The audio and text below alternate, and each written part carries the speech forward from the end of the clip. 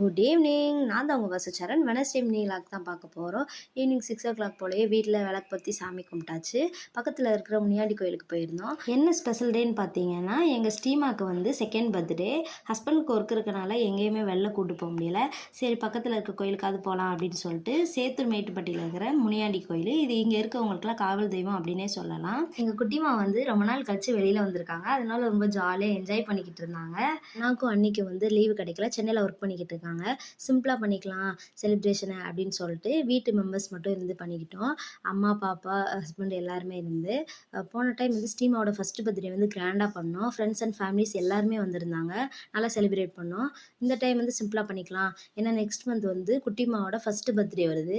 சரி அதுக்கு எல்லாரையும் கூப்பிட்டு கிராண்டாக பண்ணிக்கலாம் அப்படின்னு சொல்லிட்டு சிம்பிளாக முடிச்சுக்கிட்டோம். இந்த பர்த்டேக்கு வந்து பாப்பாவுக்கு வந்து கொலுசு எடுத்து கொடுத்துருந்தோம். அதை போட்டு பாப்பா குதிச்சு ஜாலியாக என்ஜாய் பண்ணிக்கிட்டு இருந்தாங்க.